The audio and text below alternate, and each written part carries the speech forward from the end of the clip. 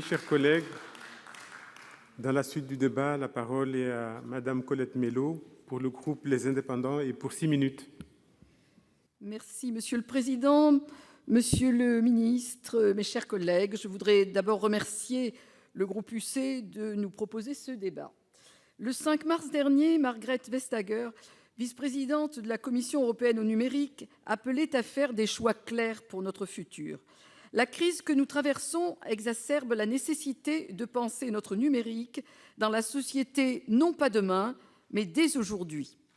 Le numérique n'est pas entré dans nos vies en mars 2020, mais il est devenu incontournable dans plusieurs pans de notre société et de notre quotidien. Le Parlement doit s'emparer de ce sujet majeur, car si les avancées sont notoires, les limites le sont tout autant, et une adaptation de notre système est primordiale. Des enseignements, il y en a eu beaucoup pendant la crise sanitaire, et ils sont propres à chaque secteur. Premièrement, je veux m'attarder sur un sujet qui me tient particulièrement à cœur, l'éducation.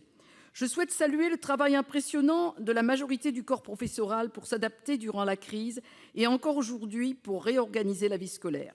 Leur travail, parfois bien compliqué, a permis à notre jeunesse d'avoir accès à l'enseignement à distance, et ce fut un succès dans beaucoup de cas. Cependant, comme bon nombre d'entre nous, j'ai aussi noté des limites et même des fractures profondes dans notre société.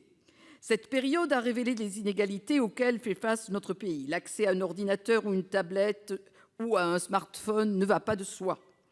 Différents cas se sont fait jour lorsque plusieurs enfants doivent simultanément suivre un enseignement à distance, lorsque parents et enfants ont besoin d'un accès au numérique, et enfin, dans le pire des cas, lorsque aucun accès n'est possible. Chaque enfant n'a pas les mêmes besoins en matière d'éducation. Les parents ne peuvent pas encadrer les enfants comme le font les professeurs dont c'est le métier. Tous n'ont pas l'espace suffisant pour se concentrer et suivre de manière assidue un enseignement en ligne. Enfin, nous sommes tous inégaux face à notre usage de l'outil informatique, élèves comme professeurs. Ce sont les quelques 13 millions de Français qui rencontrent des difficultés pour utiliser l'outil numérique. Les états généraux du numérique éducatif, annoncés pour la rentrée, en plus d'être nécessaires, permettront une réflexion intéressante sur une nouvelle flexibilité dans l'enseignement. Nous devons capitaliser sur le travail fourni durant cette crise. Cependant, l'enseignement ne peut pas se faire uniquement à distance et sur des supports numériques. L'humain doit rester au centre de la transmission. Les deux doivent être compatibles, doivent être appréhendés de manière complémentaire. L'enseignement à distance peut être très utile pour les enfants malades, par exemple. Et grâce au tableau blanc interactif, ils peuvent continuer à participer à la classe. Et bon, c'est extrêmement important pour eux. Deuxièmement, je voudrais aborder le télétravail. Depuis le début de cette crise, pas un jour ne se passe sans que ce sujet ne soit évoqué dans les médias. La France est en retard sur le sujet, avec, selon les chiffres Eurostat de mars 2020, 7% de télétravailleurs réguliers en 2019. À titre d'exemple, en Europe, la Finlande compte 14% de télétravailleurs réguliers, quand la Bulgarie en comptabilise 0,5%. Les causes, elles aussi, sont diverses. Les différences sont visibles également au sein même de notre pays, de nos territoires et des divers secteurs d'activité. D'après les chiffres de l'INSEE, pour l'année 2017 en France, les employés, avec 1,2%, et les ouvriers, avec 0,2%, pratiquent, et on le comprend bien, beaucoup moins le télétravail que les cadres, dont la proportion dépasse 11%. De manière générale, les entreprises, grandes et petites, étaient quelquefois réticentes à le mettre en place. Depuis mars, notre regard a évolué sur le sujet et chacun a pris conscience des avantages que le télétravail pouvait apporter aux entreprises et aux employés.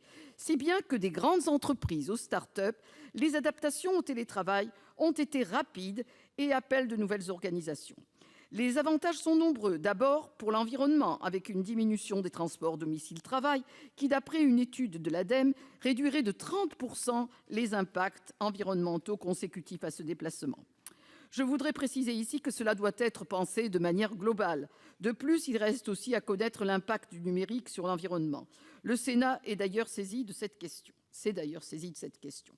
Le télétravail aura un effet sur les territoires au profit des villes moyennes situées autour des grandes agglomérations. En passant 2 jours à domicile, cela devient intéressant de s'installer à 1 heure d'une métropole. Enfin, les entreprises y trouvent aussi leur intérêt en réduisant les coûts grâce à une réorganisation des locaux. Mais beaucoup de questions se posent et je n'en évoquerai que quelques-unes. L'isolement social de la personne en télétravail, l'équilibre entre vie professionnelle et vie privée, le volet juridique du télétravail, ou encore l'accès à Internet. Toutes ces interrogations nous incitent à envisager un système hybride donnant sa juste place au numérique. Malgré tout cela, je voudrais rappeler qu'en France, environ 20% des Français n'ont pas accès à Internet ou sont reliés à un réseau de mauvaise qualité. Il reste encore des citoyens vivant en zone blanche. Pourtant, des progrès sont à l'œuvre. Pour eux, le numérique est vraiment crucial, son absence étant synonyme de difficulté et d'isolement. Le numérique est donc bien crucial dans notre société. De nombreuses facettes positives ont été dévoilées, mais il reste maintenant à mener une large réflexion. Je voudrais simplement, pour conclure, préciser que cette réflexion devra aussi se faire sur la base de la place du numérique avant la crise et non seulement sur les expériences importantes vécues depuis mars. De nombreux chantiers étaient déjà engagés, comme au niveau européen. Il s'agira de les approfondir, de les penser ensemble. L'expérience a enrichi notre réflexion. Le numérique révèle aussi une dimension d'indépendance et de sécurité. C'est une question de données et de leur protection, sujet qui sera essentiel afin de sortir de cette crise avec une relation mature et juste par rapport à un numérique qui doit encore trouver sa juste place dans notre société. Merci, cher collègue.